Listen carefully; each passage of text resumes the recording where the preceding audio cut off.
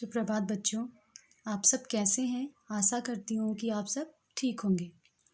आज हम वर्ण विचार पढ़ेंगे। वर्ण विचार के अंतर्गत हम वर्ण विचार, वर्णमाला, स्वर, स्वर के भेद, व्यंजन, व्यंजन के भेद और अयोगवा के बारे में पढ़ेंगे। वर्ण विचार में स्वर किसे कहते हैं, व्यंजन किसे कहते हैं और अयोगवा क्या है, ये हम पढ़ेंगे आज। वर्ण विचार, सबसे पहले वर्ण किसे कहते हैं? वर्ण को अक्षर भी कहा जाता है। वर्ण या अक्षर भाषा की सबसे छोटी इकाई जिसके टुकड़े नहीं किए जा सकते वह वर्ण कहलाते हैं।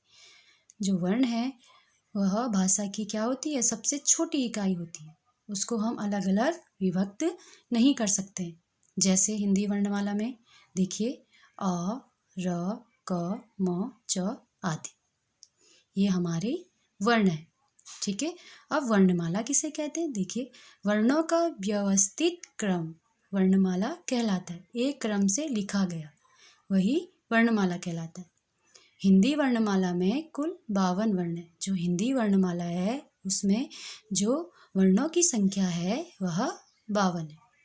अब वर्णमाला में वर्णों को भी अलग अलग भागों में बांटा गया है। वर्णों को 2 भागों में बांटा गया है। पहला है स्वर, दूसरा व्यंजन। अब स्वर किसे कहते हैं? जिन वर्णों के उच्चारण में दूसरे वर्णों की सहायता नहीं लेनी पड़ती वे स्वर कहलाते हैं। जो स्वर हैं वह अपने आप में ही स्वतंत्र रूप से बोले जाते हैं। उनका उच्चारण करने में दूसरे किसी भी वर्ण का प्रयोग नहीं करना पड़ता। ठीक है। जो स्वरों की संख्या है वह 11 होती है। कौन कौन से हैं? देखिए, अ, आ, ई, उ, री, ए, आई, ओ, औ, ये हमारे स्वर हैं। अब स्वर को भी अलग अलग भागों में बांटा गया है। देखिए, स्वर के 3 भेद होते हैं। पहला है ह्रस्व स्वर, दूसरा दीर्घ स्वर और तीसरा पलु स्वर। अब ह्रस्व स्वर किसे कहते हैं? देखिए, जिन स्वरों के उच्चारण में सबसे कम समय लगता है उन्हें ह्रस्व स्वर कहते हैं। ह्रस्व स्वर का जब हम उच्चारण करते हैं तो कम समय लगता है। देखिए, उच्चारण करेंगे अ, ई, उ, री। इनका उच्चारण जब हम कर रहे हैं तो कम समय का प्रयोग कर रहे हैं और इनकी संख्या जो है 4 है। ठीक है। दूसरा है दीर्घ स्वर। जिन स्वरों के उच्चारण में ह्रस्व स्वर से दुगना समय लगता है उन्हें दीर्घ स्वर कहते हैं। उच्चारण करेंगे आ, ई, उ, ए, आई, ओ, औ। इसका उच्चारण करने में हमें ह्रस्व स्वर से 2 गुना समय लग रहा है। ठीक है। इनकी जो संख्या है वह 7 है। तीसरा है पलु स्वर। जिन स्वरों के उच्चारण में ह्रस्व स्वर से तिगुना समय लगता है, ह्रस्व स्वर से 3 गुना समय लगता है, उन्हें पलु स्वर कहते हैं। वर्तमान में पलु स्वरों का प्रयोग केवल उच्चारण में किया जाता है, जैसे ओम। अब हमारे पास वर्ण का दूसरा प्रकार है व्यंजन। अब व्यंजन किसे कहते हैं? जिन वर्णों का उच्चारण स्वरों की सहायता से किया जाए तथा हवा कंठ से निकलकर मुंह में रुककर बाहर आए उन्हें व्यंजन कहते हैं। हिंदी में जो मूल व्यंजन है 33 है, यानी कि 33 है। ठीक है। अब सबसे पहले व्यंजन अपने आप में आधा वर्ण है। उसे पूरा बोलने के लिए हमें स्वर की सहायता लेनी पड़ती है और बोले भी कैसे जाते हैं? हवा कंठ से निकलकर, जो हम उच्चारण करते हैं तो हवा कंठ से निकलती है, गले से निकलती है और मुंह में रुककर, थोड़ा मुंह में रुकती है, फिर बाहर की ओर हम जब उसका उच्चारण करते हैं फिर बाहर की ओर आती है, उसे ही व्यंजन कहते हैं। हिंदी में जो व्यंजन की संख्या है वह 33 है। अब व्यंजन को भी अलग अलग भागों में बांटा गया है। पहला है स्पर्श व्यंजन, दूसरा अंतस्थ व्यंजन, तीसरा ऊष्म व्यंजन। स्पर्श व्यंजन किसे कहते हैं? जिन व्यंजनों का उच्चारण करते समय हवा कंठ, तालु, मूर्धा, दांत या होंठों का स्पर्श करके मुख से बाहर आती है उन्हें स्पर्श व्यंजन कहते हैं। स्पर्श व्यंजन, जब हम उच्चारण करते हैं इन व्यंजनों का तो हमारी जो ध्वनि है हवा के साथ पहले कंठ, तालु, मूर्धा दांत या होंठ का स्पर्श करके मुख से बाहर आती है, उसे ही स्पर्श व्यंजन कहते हैं। देखिए, इनकी संख्या 25 होती है और कौन कहाँ से कहाँ तक होती है? क से मौ तक ये होते हैं। ठीक है। स्पर्श व्यंजन को 5 भागों में बांटा गया है। कौन कौन से? ये देखिए स्पर्श व्यंजन।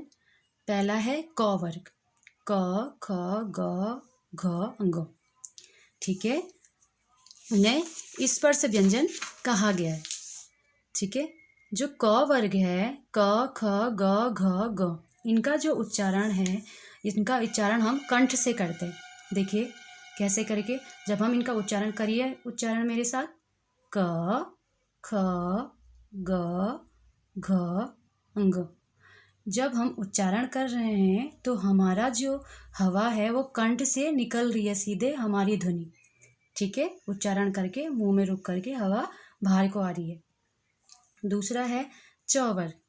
च वर्ग में कौन से हैं वर्ण? देखिए च छ ज झ य, ये हमारे तालु से निकल रही है। जब हम इनका उच्चारण कर रहे हैं तो जो ध्वनि है, जो हमारी जीवा है, वो हमारे तालु पर जा रही है। पहले देखिए उच्चारण करिए, च छ ज झ य, इसलिए इसे तालव्य वर्ण कहते हैं। तीसरा है ट वर्ग। ट वर्ग, इनका उच्चारण होता है मूर्धा से। देखिए कैसे करके, जरा उच्चारण करिए मेरे साथ, ट ठ ड ढ ण। ठीक है। चौथा है त वर्ग। त वर्ग का उच्चारण होता है दांत से। कैसे करके, जरा उच्चारण करिए मेरे साथ, त थ द ध न। जब हम इनका उच्चारण कर रहे हैं तो जो हमारी जीवा है वो हमारे दांतों से मिल रही है। पांचवा है प वर्ग। प फ ब भ म। जो इनका उच्चारण होता है वह होंठों से होता है। देखिए जैसे प फ ब भ म, हमारे जो ओंठ से इनका उच्चारण हो रहा है, इसीलिए इनको ओष्ठ वर्ण भी कहते हैं। ठीक है। अब हमारे पास है व्यंजन का दूसरा भेद, अंतस्थ व्यंजन। जिन व्यंजनों का उच्चारण स्वरों और व्यंजनों के मध्य का होता है उन्हें अंतस्थ व्यंजन कहते हैं। ठीक है। कौन से हैं ये देखिए, अंतस्थ व्यंजन 4 है, य र ल और व। इसमें बोला गया है कि जो अंतस्थ व्यंजन है इनका उच्चारण कैसे होता है? स्वरों और व्यंजनों के मध्य का होता है। ठीक है। जैसे ये व्यंजन स्वरों और व्यंजनों के बीच में अंतः स्थित हैं, अर्थात न तो ये पूरी तरह से स्वर हैं और न ही पूरी तरह से व्यंजन है, इसीलिए इनको अंतस्थ व्यंजन कहते हैं। ठीक है। अब तीसरा है हमारे पास ऊष्म व्यंजन। जिन व्यंजनों का उच्चारण करते समय हवा मुंह में टकराकर ऊष्म गर्मी पैदा करती है उन्हें ऊष्म व्यंजन कहते हैं। इनकी संख्या भी 4 है।